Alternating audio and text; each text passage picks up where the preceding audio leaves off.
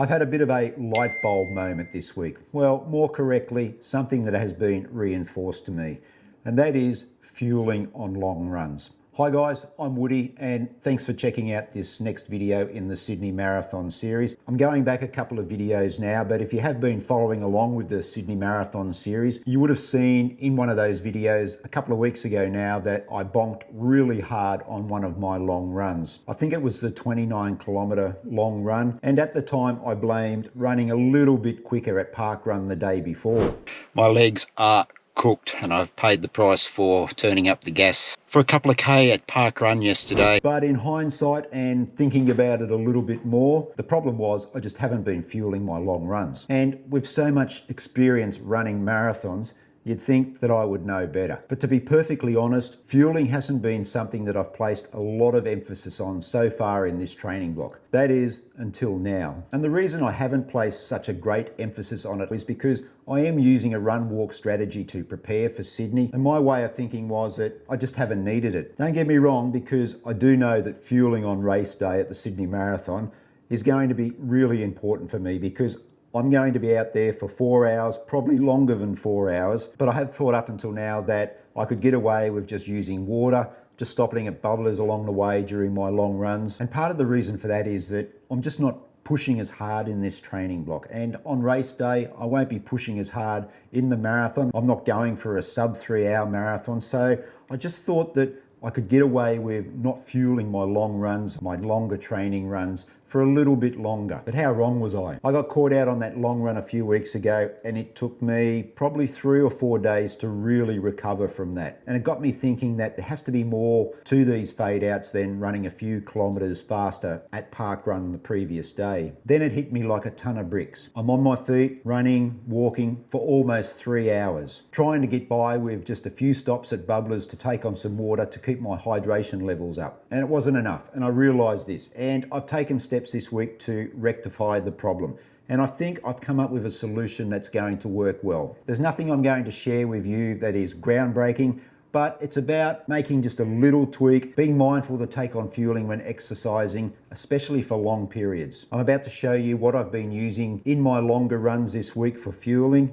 Now, I'm not being sponsored by this company to make this video, but I want to share with you what a difference this fueling strategy has made for me, and it may help you if you are finding that you are fading or bonking on your long training runs. Now, in past marathons, I've taken at least 3 gels. I have carried 4 gels in past marathons, but I've just never been able to get the 4th gel down. The body resists taking the 4th gel. My last marathon in Melbourne in 2022, when I ran that sub 3 hour, I only carried 3 gels with me, but I was really regretting that decision because I got to about 35, 37 kilometers and I just craved another gel. So this time around, I'm going to be carrying more gels. I want to make sure that those gels that I am taking are going to sit well in the stomach. A few of my running buddies have been using precision gels for their marathon training blocks. They've been really impressed. So I thought that I would give them a go.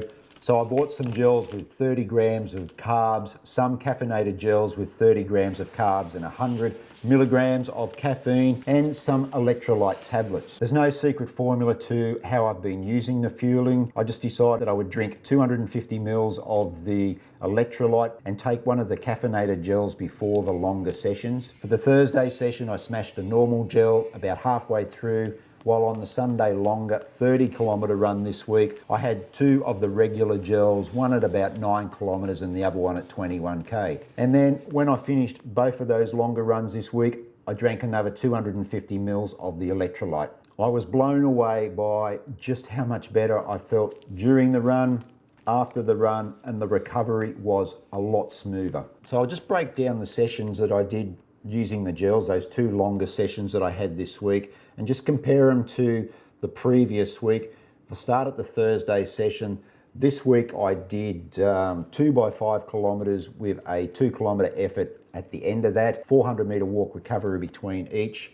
This week, the overall average of the session was 5 minutes 29 per kilometer. The previous week was a little bit slower, at 5:32, I felt completely different. I felt so much stronger. My cool down was remarkably quicker than it was the previous week. I felt so much more comfortable after having the gels. You know, you would think the amount of running I have done, the amount of long distance running that I have done, you know, I would realize how important that fueling is. But it was a bit of a slap in the face, and it really did make me realize how important fueling is and should be for the remainder of this training block. And then if you look at Sunday's long run, the 30 kilometers, average pace of 5:44. Now that was a breakdown of running 8 kilometers, walk recovery of 400 meters. The previous week was a 5:51 per kilometre average, and it was like chalk and cheese. The previous week, that 29 kilometre run when I bonked really hard, this run felt really strong at the finish.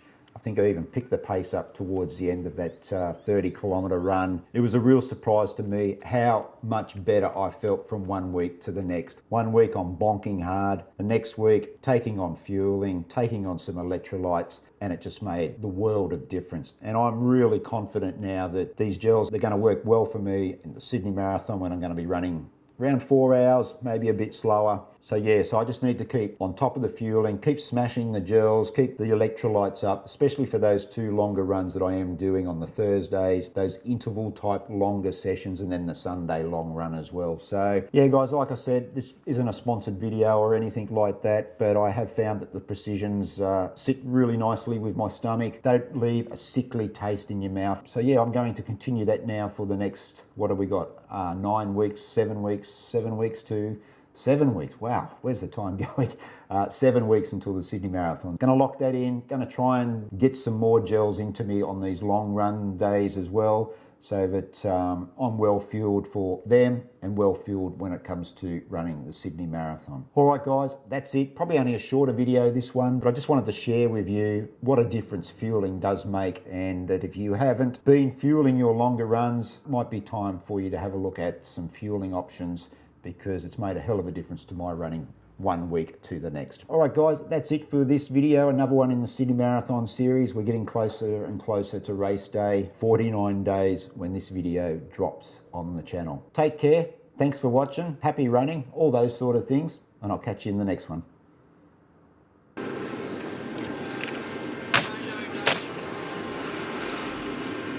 Oh, hooey. 30k in the books. In the bank. Books, whatever.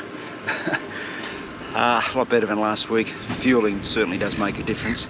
What I have today, I had 250 ml of the electrolyte before I started with a caffeine gel, and then I had one gel at 8k and then another one at about 14k. So that worked really well. Finished a lot stronger than last week, so that's good progress, and obviously fueling just made a huge difference. So another big week, that's the biggest week again. So we are at, I'm just going to guess here, I would say probably about 75-ish kilometres for the week. So only a kilometre more than the previous week, but just building gradually, very slowly. And feel like I'm getting a little bit stronger too. I think the gym is really starting to pay dividends now. So that's another week ticked off. Thanks for coming along on this journey, guys. Really does mean a lot to me.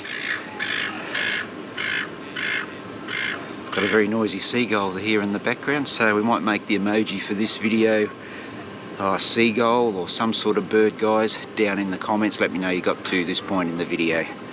Alright, I'll catch you next week. Until then, take care, and I'll see you soon.